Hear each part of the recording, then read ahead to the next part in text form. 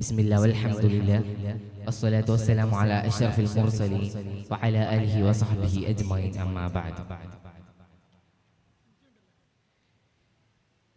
ബഹുമാന ആദരവുകൾ നിറഞ്ഞ ഉസ്താദുമാരെ, എൻ്റെ ശബ്ദം ശ്രവിക്കുന്ന പ്രിയപ്പെട്ട ശ്രോതാക്കളെ, ആധുനിക ലോകത്ത് നാം ഏറെ ചർച്ച ചെയ്യേണ്ട ഒരു വിഷയം തന്നെയാണ് പൊതുബോധം സൃഷ്ടിക്കുന്നതിൽ മാധ്യമങ്ങളുടെ പങ്ക്.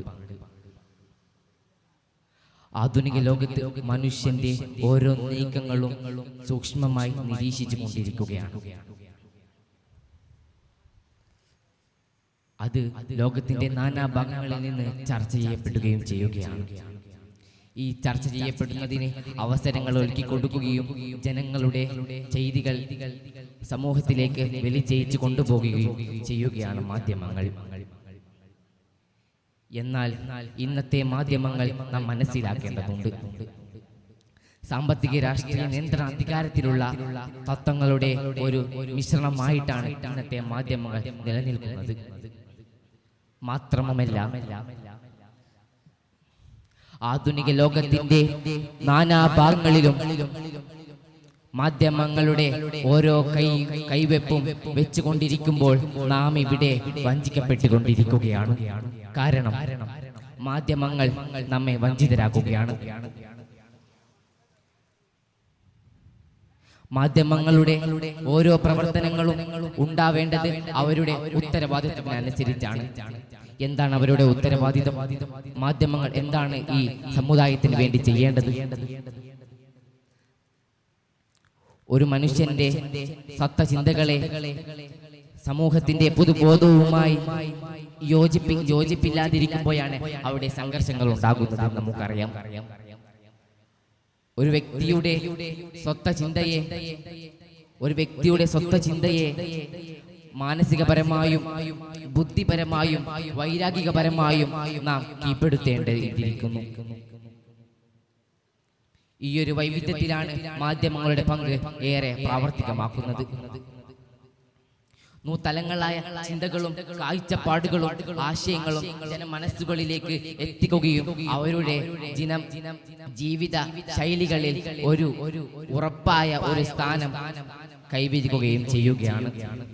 മാത്രമല്ല, അവരുടെ ചിന്താവൈകളിലും ആശയങ്ങളിലുമെല്ലാം ഒരു വ്യക്തിത്വത്തിന്റെ മാന്യഭാവത്തിൽ നിന്നും മാറ്റിക്കൊണ്ട് മാധ്യമം ഇന്ന് പ്രവർത്തിക്കുകയാണ്.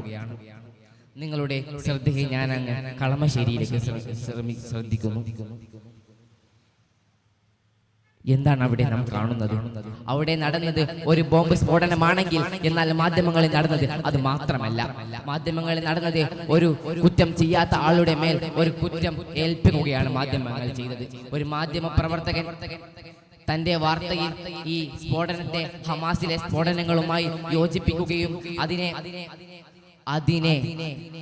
തന്റെ എതിരായ മുസ്ലിം യുവാക്കളുടെ നേരെ ആ പ്രശ്നങ്ങളെ യോജിപ്പിക്കുകയും ചെയ്യുകയാണ്.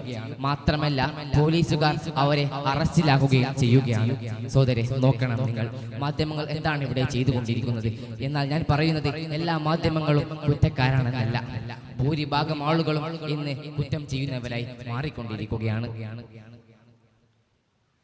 ഇന്ന് നിലകൊള്ളുന്ന രാഷ്ട്രീയ സാമൂഹ്യ മണ്ഡലങ്ങളിലെ ഓരോരുത്തരെയും കുറിച്ച് അറിയാമെന്ന് അവകാശപ്പെടുന്ന ഓരോ മലയാളിയും തന്റെ ബോധം മറ്റുള്ളവരാൽ സ്വാധീനിക്കപ്പെട്ടിരിക്കുന്നു എന്ന സത്യമായ വസ്തുത വിസ്മരിക്കുകയാണ്.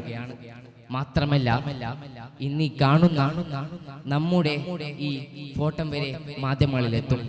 അവർക്ക് ഇത് നമ്മളുടെ AI ടൂളുകളും മറ്റും ഉപയോഗിച്ച് നമ്മളെ നഗ്നരാക്കാൻ കഴിയും. അതും അവർ ഉപയോഗിക്കുന്നുണ്ട്. ഇന്നത്തെ മാധ്യമക്കാർ ഉത്തരവാദിത്തം മറന്നുകൊണ്ടാണ് കളിക്കുന്നത്. പാടെ ഉത്തരവാദിത്തം മുറിച്ചുകൊണ്ടാണ് അവർ തന്റെ വാർത്തകൾ പുറത്തുവിടുന്നത്. ഞാൻ നിങ്ങളെ ലോകത്തിന്റെ നാനാഭാഗങ്ങളിലേക്കും സ്വാഗതം ചെയ്യുന്നു.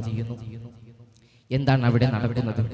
അമേരിക്കയുടെ അഫ്ഗാനിസ്ഥാൻ അഗ്നിവേശം മുതൽ കൊറിയയുടെ നേരെയുള്ള യുദ്ധക്കെടുതികൾ എല്ലാം നാം പരിശോധിച്ച് നോക്കുകയാണെങ്കിൽ മാധ്യമങ്ങൾ, ആഗോളതലത്തിലുള്ള മാധ്യമങ്ങൾ പുറത്തുവിടുന്ന വാർത്തകളെ അപ്പാടെ വീങ്ങുകയാണ് ജനതകൾ. ഇതൊക്കെ തന്നെയാണ് ഞാൻ പറയുന്നത്. മാധ്യമങ്ങളെ അപ്പാടെ വീഴാൻ പാടില്ല. കാരണം അത് നമ്മെ ചതിച്ചേക്കാം.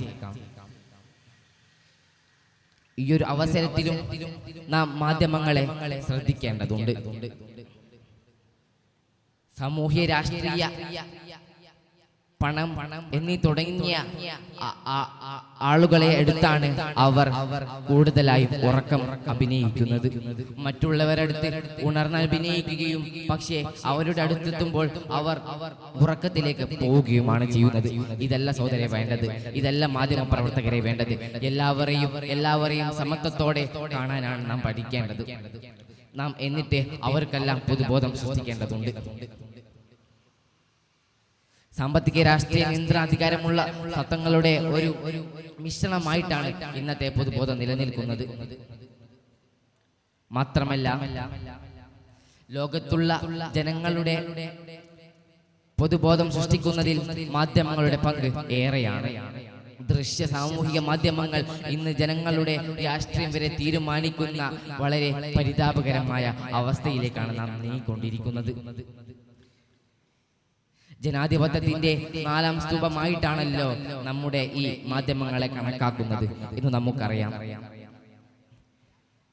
ജനനന്മയ്ക്കൊതുങ്ങാത്ത അവരുടെ ചിന്തകളും പ്രവർത്തനങ്ങൾക്കും എതിരെ ആരെങ്കിലും ഭാഗത്തു നിന്നോ ആരെങ്കിലുമോ പ്രവർത്തിക്കുന്നുണ്ടെങ്കിൽ അവരെ തീർച്ചയായും ചോദ്യം ചെയ്യുക തന്നെ വേണം.